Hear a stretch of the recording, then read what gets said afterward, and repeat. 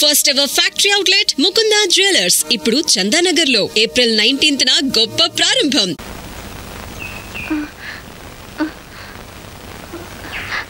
మరేమో ఈ గౌను నీకు నీకు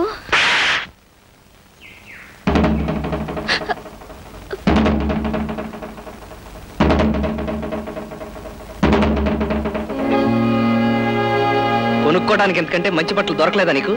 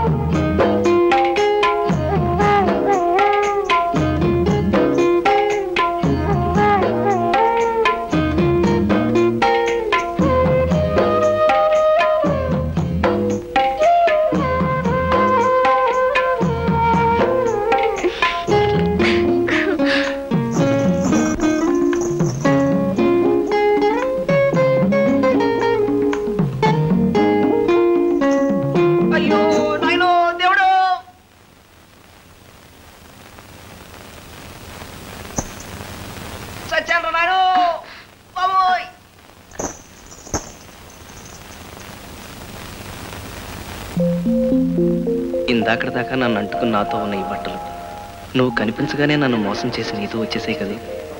నీకు ఎంతో దగ్గరగా ఉన్నవి ఎంతో అదృష్టం చేసుకున్నాయి. ఆ అదృష్టం నాకెప్పుడు కలిగిస్తావు?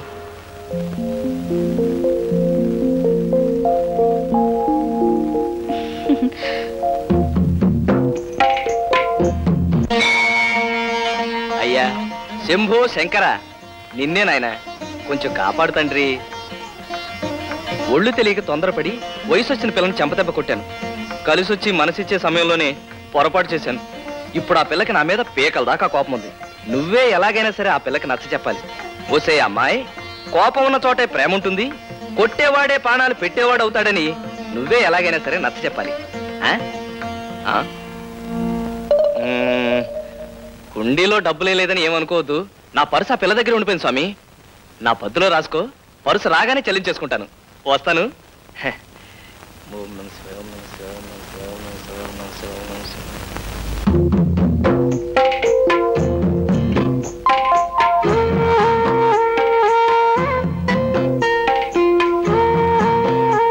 ఆ స్వామి చెప్పి పంపాడా?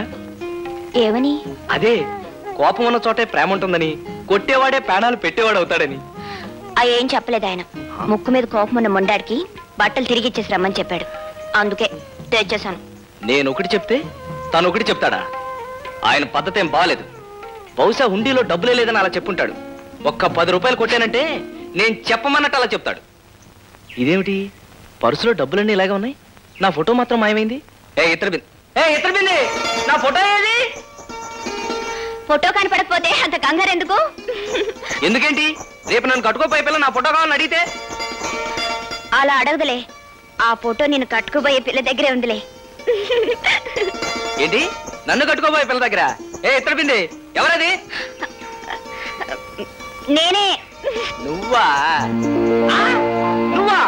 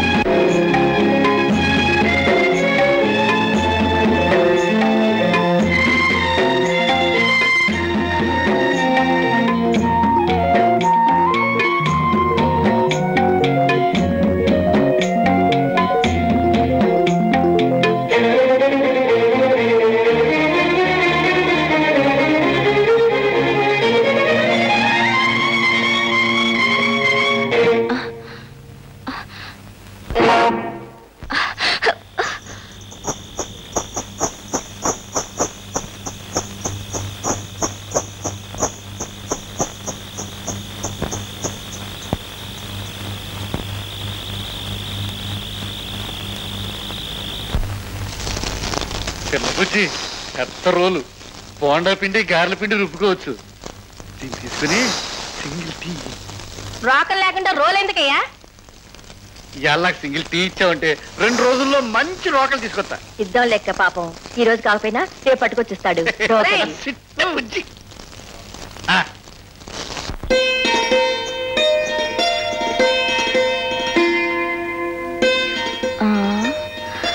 ఎక్కడబ్బా ఈ మనిషి కనపడడం లేదు? ఆదివారం నాడు అరటి తోటలో, సోమవారం నాడు సరుగుడు తోటలో, మంగళవారం నాడు మామిడి తోటలో, బుధవారం నాడు ఈ చెరుకు తోటలో కలవాలి. ఆ లెక్కన ఇక్కడే ఉండాలి. ఏమై ఉంటాడబ్బా? చేతులు టీ. నాకు తెలుసులే, చేతులు టీకిష్టయా. అరే కళ్ళు మూసింది నేనేనని ఎలా కనిపెట్టేశావు? నువ్వు కాకపోతే ఇంత స్వతంత్రంగా నా మీద ఎవరయ్యా చేయగలరు? నీకు ఒక మంచి బహుమతి తెచ్చాను. ఏమిటో చెప్పుకో. సిగరెట్ పెట్టే. నాకు ఆ సిగరెట్ వాసన ఉంటేనే అసహ్యం. మరి ఆ విషయం నాకు ముందే ఎందుకు చెప్పలేదు? రేపు నుంచి దీన్ని ముట్టుకోను. ఇప్పుడు చెప్పు, ఏం తీసుకొచ్చావు? అలా చెప్పను. నువ్వు కాసేపు కళ్ళు మూసుకుంటే నీకే తెలుస్తుంది. చెప్తున్నాను కదా, కదలకుండా నుంచి కళ్ళు మూసుకో. కళ్ళు కావాలంటే మూసుకుంటారు కానీ కదలకుండా ఉంటాం మాత్రం నా వల్ల కాదు.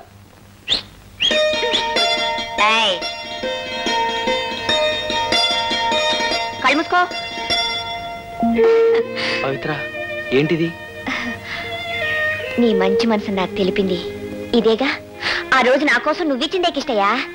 నా చేతులతోనే ఇది నీకు కట్టాలని డబ్బులన్నీ కూడబట్టి ఇడిపించి తీసుకొచ్చాను. నేను నీకు ఇది కట్టాను కదా, మరి నువ్వు నా మెళ్ళో ఎప్పుడు తాళి కడతావు? కొంతకాలం ఓపిక పట్టు. నేను ఏదైనా పని చూసుకున్నాక. చేసుకునేది ఓ పనేగా. అది కాదు పవిత్ర, నేను నిన్ను పెళ్లి చేసుకున్నాక నీకే లోటు రాకుండా చూసుకోవాలిగా. ప్రస్తుతానికి నా దగ్గర డబ్బేమీ లేదు. అందుకే నా బ్రతికే నీ చేతిలో పెడుతున్నాను. చెప్పండి కదవాలరా. చల్లకు మాదా కవడమ్మా, మాదా కవడమమ్మా. రే, ఆడాలి ఇంట్లో లేరు. వెళ్ళు తర్వాత రా. మీ ఆడవాళ్ళ కోసం రాలేదండి, అడుక్కోడానికి వచ్చాను.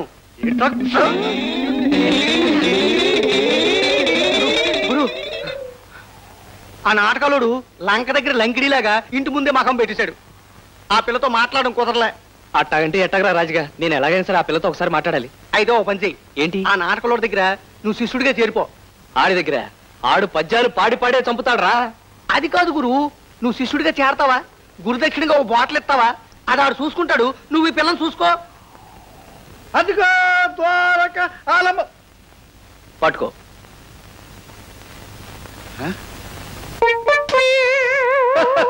అరే కేటయ్య, గయోపాక్యాలలో సీల్లాగా ఉందిరే. శ్రీకుంఠుడి కాళ్ళ మీద పడిపోయాను, గైల్లో పడిపోయారా. లేవనా? కొంచెం టైం ఉంది.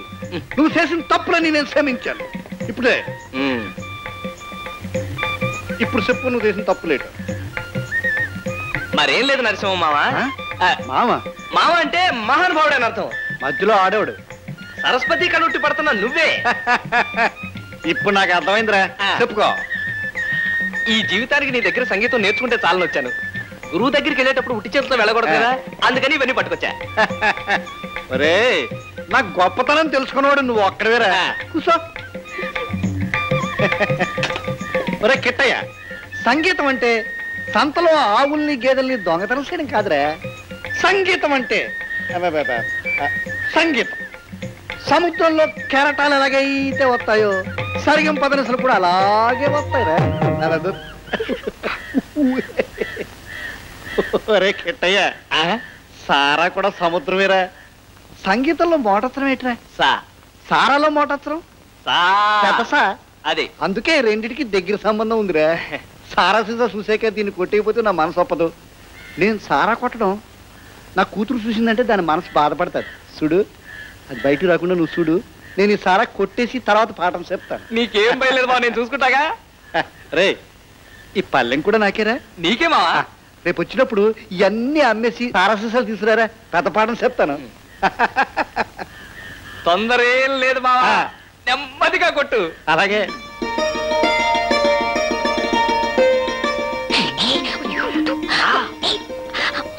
నిన్నంతా నువ్వు కనబడపోతే నాకు పిచ్చెక్కినట్టు అయిపోయింది తెలుసా. అబ్బాయి బాబాయ్ గారికి రాను రాను పిచ్చి ముదిరిపోతుంది అనుకుంటాను. పాలు పెరుగు అమ్మ వచ్చేసరికి పొద్దుపోయింది, అందుకే రాలేకపోయాను. సరే ఒకసారి ఉండు. ఏం లేదు ఉండు. అమ్మయ్యా. ఏమిటి? మరేం లేదు, మా నాన్నని కాకా పట్టడానికి అవన్నీ తీసుకొచ్చావు కదా, అవి కొనడానికి మొంతాడు అమ్మేసేమోనని. అదంటే నేను కురుకుంది కాబట్టి తేలిగ్గా అమ్మేశాను. ఇది నువ్వు బహుమతి ఇచ్చింది కదా, చచ్చిన అమ్మను.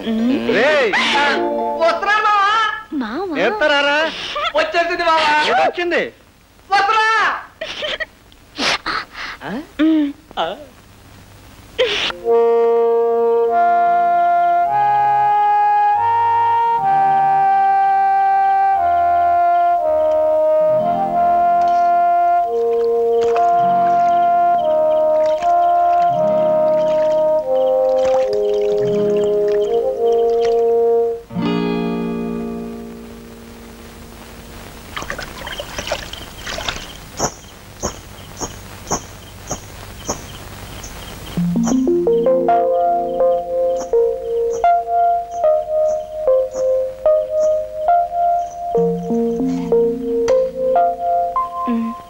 ఏమిటిది? నువ్వు అన్నం తినుండు అని తీసుకొచ్చాను. నీకెలా తెలుసు? నా వల్లేగా నీ బతుకు తెరిగిపోయి పస్తుండే తీసుకొచ్చావు.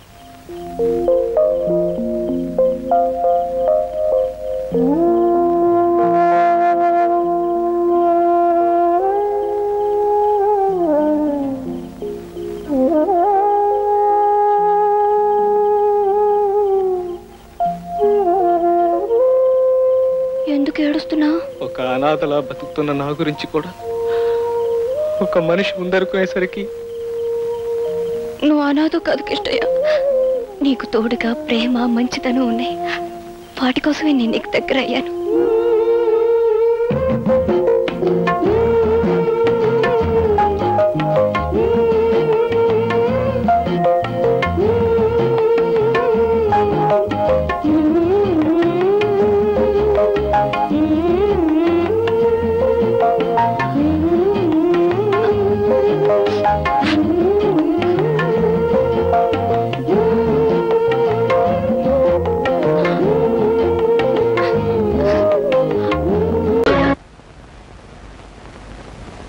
మావయ్య, సీతకి నిజం ఎలా చెప్పాలో తెలియడం లేదు, కానీ చెప్పక తప్పని పరిస్థితి వచ్చేసింది. వరిగాకయ్యా, నువ్వెవరవో తెలిసినా ఎంత కోపం వచ్చినా మెళ్ళో తాళ్ళుబట్టు విలువ తెలిసిన ఆడపిల్ల గనక తప్పనిసరిగా ఒప్పుకుంటుంది. అమ్మా సీత, ఎక్కడి చూస్తున్నావమ్మా? ఇప్పుడే అల్లుడు గారు నేను నీ గురించే తలుచుకుంటున్నాం. నేను కూడా మీ అల్లుడు గారి గురించే తలుచుకుంటూ వచ్చాను. బై బై, మీ హనీమూన్ ప్రయాణానికి కావాల్సిన కొనుక్కున్నావా? నాకు కావాల్సింది కొనుక్కుందామంటే నాకు అది దొరకటం లేదు డాడీ. ఇట్స్ ఆల్ రైట్, వెళ్ళేది ఢిల్లీయే కదా, కావాల్సినవన్నీ అక్కడే కొనుక్కోవచ్చు. అవును, మనకు కావాల్సినవన్నీ అక్కడే కొనుక్కోవచ్చు సీత, యూ డోంట్ వరీ. మాకు ఢిల్లీ టికెట్స్ ఎంత కొన్నారు డాడీ? 1500 చిల్లరైందమ్మా. అంటే మన ఆఫీస్ లో ఒక సేల్స్ మెన్ జీతం అంతే కదండి? అంతే అయి ఉంటుంది. I don't know what uncle, మీ సేల్స్ మెన్ కి ఎంత ఇస్తారో ఆయన అడగడం దేనికి? పుచ్చుకునేది మీరేగా. Sita, what are you talking? Shut up! అబద్ధాలు కట్టుకథలు చెప్పి నన్ను మోసం చేస్తావా? మా నాన్నగారి దగ్గర జీతం డబ్బుల కోసం పనిచేసేవాడివి నా దగ్గర మల్టీ మిలియనర్ల వద్ద చేస్తావా? ఎందుకో పనికిరాని నీ కుటుంబ సభ్యుల్ని, గ్రేట్ పీపుల్ అని నాకు పరిచయం చేస్తావా? నా మెళ్ళలో తాళిబొట్టుకి మోసం, అబద్ధం, కుట్రనే 3 ముళ్ళు వేసి నా బ్రతుకుని అన్యాయం చేస్తావా? అమ్మా సీత, ఆవేశపడదు. ఈ పెళ్లి జరగడానికి కారణం అతను కాదమ్మా, నేను. డాడీ? అవునమ్మా, అతని అబద్ధాలను బలపరిచి నేను నమ్మేటి చేసి ఈ పెళ్లి జరిపించింది నేనమ్మా. డాడీ, ఈ పని నువ్వు చేసావా? ఒక మగవాడు పెళ్లి కాని ఆడపిల్ల ఆస్తి చూసి, అందం చూసి అబద్ధాలతో మోసం చేశాడంటే దానికి అర్థం ఉంది. కానీ ఒక కన్న తండ్రి సొంత కూతుర్ని పరాయి మగాడితో నాటకవాడి పెళ్లి జరిపించాడంటే బహుశా లోకం ఇదే మొదలుతారనుకుంటాను. పసితరం నుంచి అమ్మలేని నన్ను పెంచి పెద్ద చేసి అడిగింది కాదనక, కోరింది లేదనక నన్ను ఇంతదాన్ని చేశా. ఇప్పుడు ఆయనతో కలిసి నాటకవాడి నన్ను ఎందుకు మోసం చేశావు? ఎందుకు మోసం చేశావు డాడీ? మంచి ప్రశ్న వేశావమ్మా, చాలా మంచి ప్రశ్న వేశావు. కానీ ఈ ప్రశ్న అడిగే ముందు జరిగిన విషయాలు ఏమిటో ఒక్కసారి గుర్తు తెచ్చుకో. ఒక ఆడపిల్లకు ఉండవలసిన మర్యాద, సాంప్రదాయం మర్చిపోయి పేపర్లో మొగుడు కోసం ప్రకటనలు వేయించింది నువ్వు. ఆ ప్రకటనలు చూసి వచ్చిన కృష్ణను సెలెక్ట్ చేసుకుంది నువ్వు. అతన్ని మనసారా ప్రేమించి ఇంటికి తీసుకొచ్చి నాకు పరిచయం చేసింది నువ్వు. ఇందులో నా తప్పుందా? కృష్ణను చూశాక ఇంటర్వ్యూ పేరుతో నువ్వు పొరపాటుగా ప్రవర్తించిన, మొగుడు సెలక్షన్ అంటూ పొగరమోతుగా ప్రవర్తించిన ఓ మంచి మనిషిని ఎంచుకునేటట్టు ఆ భగవంతుడు చేశాడని ఆనందించానమ్మా. అడ్డదారిలో వెళ్ళినా నేను ఆశించినట్టుగా గమ్యానికి చేరుకుంటున్నావని సంబరపడ్డానమ్మా. అందుకే ఈ పెళ్లి జరిపించడానికి నేను కొన్ని అబద్ధాలు చెప్పుంటాను. ఇది ఏ రకంగా తప్పమ్మా? అంటే మోసం చేసి ఆయనతో పాటు సీత, మళ్ళీ అతను మోసం అను. పెళ్లికి ముందే నీతో చెప్పాలనుకున్నాడు, కానీ నేనే చెప్పొద్దన్నాను. ఇది తప్పేమోనన్నాడు, కానీ ఇది తప్పనిసరని నేనే ఒప్పించాను. సీత, భగవంతుడు నిన్ను ఏ మోసగాడి చేతుల్లో పడేయకుండా ఒక మంచి మనిషి, మనసున్న మనిషి చేతిలో పెట్టినందుకు నేను సంతోషించానమ్మా. All right daddy, all right. జరిగిన దానికి కారుకురాలి నేనేనంటావు, అన్ని చేసింది నేనేనంటావు. ఆల్ రైట్, ఇప్పుడు కూడా నేను చేయాల్సిందేదో చేస్తాను. సీత, ఏం చేస్తావు? నాకు విడాకులు ఇస్తావా? మంగళసూత్రానికి విలువిచ్చేదాన్ని విడాకులు ఇస్తానని అనను. కాకపోతే ప్రస్తుతం మన హనీమూన్కి వెళ్ళడం లేదా, మీ ఇంటి కాలు మొగలుగా వెళ్ళబోతున్నా. అక్కడ నేను ఏం చేస్తానో, ఎలా ఉంటానో ముందు మీకే తెలుస్తుంది. కృష్ణ, ఈ మొండిది తిక్కది మీ ఇంటికి కాపురానికి వచ్చి నిన్ను ఎన్ని కష్టాలు పెడుతుందో, మీ సంసారంలో ఎన్ని కలతలు రేపుతుందో అనే భయంగా ఉందయ్యా. మావయ్య, మీరేం భయపడకండి. జీవితంలో ఎలాంటి ఛాలెంజ్నైనా ఎదుర్కొని విజయం పొందటం నాకు అలవాటే. మీ అమ్మాయి విషయంలో కూడా నేను గెలుస్తాననే నమ్మకం నాకుంది. కాకపోతే ఆనాడు రాముడు సీతను అగ్నిప్రవేశం చేయించాడు. ఈనాడు మీ సీత ఈ రాముడిని అగ్నిప్రవేశం చేయించబోతుంది. ఆ అగ్నికి ఏమాత్రం చెక్కు చెదరకుండా పవిత్రమైన మనిషిగా బయటకు వస్తాననే నమ్మకం నాకుంది మావయ్య. డాడీ, నేను అత్తవారింటికి వెళ్తున్నాను. అమ్మ సీత, నిన్ను ఆడంబరంగానూ ఆర్భాటంగానూ పంపించాలని జరిగిన అబద్ధం పెళ్లికి ఇలా వెళ్ళటమే సరైన పద్ధతి. పదండి. సీత, నీ ఆస్తి అంతస్తు చూసి నిన్ను పెళ్లి చేసుకోలేదు. నువ్వెక్కడి నుంచి ఏమీ తీసుకురావడానికి వీల్లేదు. కట్టుకున్న చీరతోనూ, నేను కట్టిన తాళితోనూ, కట్టుకున్న మొగుడుతోనూ నువ్వు నీ పుట్టింటి నుంచి బయలుదేరి రావాలి. That's all. కమాన్.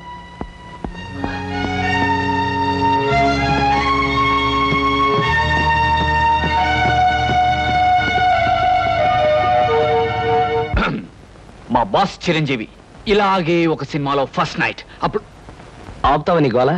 నేను వెళ్ళా? వెళ్ళు. 1 minute. Okay, thank you. వెళ్ళు.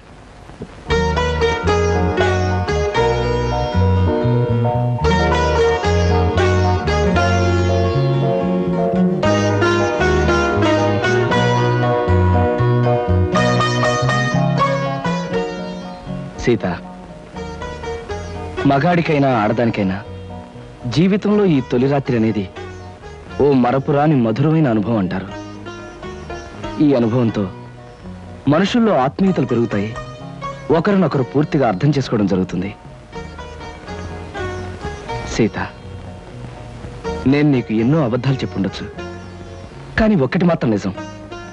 నేను మనస్ఫూర్తిగా మనసారా నిన్ను మొదటిసారి చూసినప్పుడే ప్రేమించాను. I love you Sita, I love you. కాదండి, మీరు నన్ను ముట్టుకోవడానికి వీల్లేదు. సీత, అవును, తాళి కట్టారు గనక లోకం ముందు మీకు భారీగా తల ఉంచే ఉంటాను. కానీ నా మనసును మోసం చేశారు గనక నేనెన్నటికీ మీకు దగ్గర కాలేను. సీత, ఏమిటి అర్థం లేకుండా? అవును, లోకం దృష్టిలోనూ అందరి దృష్టిలోనూ మనం భార్యాభర్తలుగా ఉంటాం.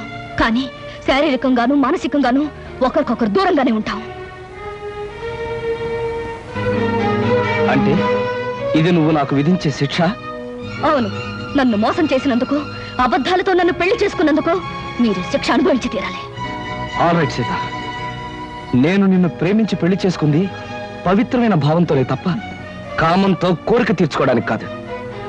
నా మీద మనసు లేని నిన్ను ఎన్నటికీ తాకను. ఏదో ఒక రోజున నన్ను అర్థం చేసుకుని నువ్వు నా దగ్గరికి రావాలే తప్ప నేను మాత్రం నీ దగ్గరికి రాను. అంతవరకు లోకం దృష్టిలో మాత్రమే నీకు భర్తగా ఉంటాను. Good night. శంకరం, శంకరం,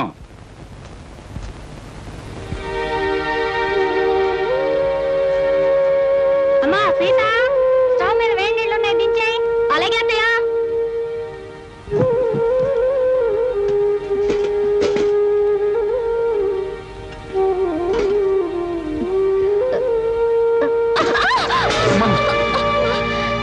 ఏమిటమ్మా సీత, చేతులు కలియా? లేదు నాన్న, నా కర్మ ఇలా కాలింది. అవే మాటలమ్మా, అయినా కోటీశ్వరుడి కూతురివి నీకు ఈ వంట పని అంట్ల పని ఏమిటమ్మా? పుట్టి బుద్ధి ఎరిగాక నువ్వెప్పుడైనా వంటగదిలోకి అడుగు పెట్టావమ్మా? అలాంటి నన్ను కష్టాల్లోకి బాధల్లోకి అడుగు పెట్టాలనేగా మీరు అబద్ధాలు చెప్పి నాకే పెళ్లి చేసింది. అమ్మా సీత, నాన్న, చేతి మీద పడిన వేణీళ్లకు నా కన్నీళ్లే వస్తాయి. కానీ నా కన్నీటి చుక్కలు చూసిన మీకు బాధతో గుండె కోతపడి నెత్తుటి చుక్కలు వస్తాయని నాకు తెలుసు. నేను కోరుకునేదేదే.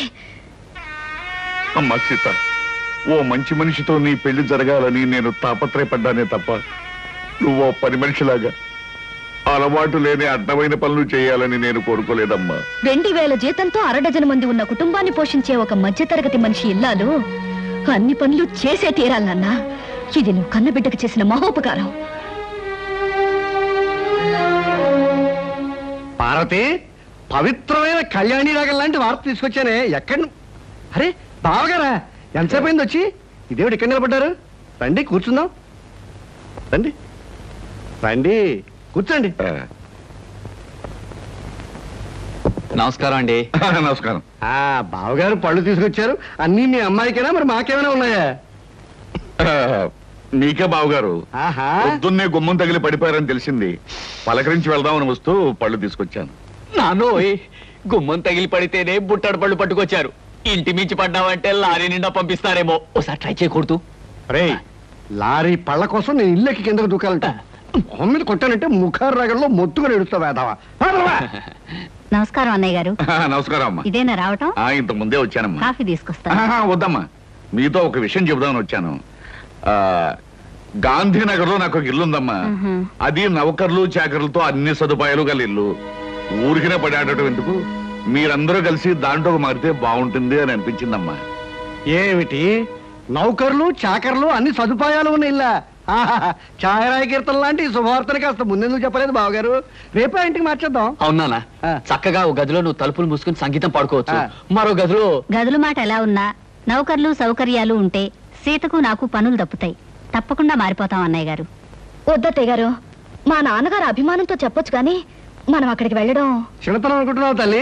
అభ్యాదేం లేదమ్మా. అద్దెళ్లలో దిక్కుమాలు చావు చస్తూ 6 రాగంలో ఏడుస్తూ బతికే కన్నా హాయిగా మన ఇంట్లో ఉండడం మంచిదమ్మా.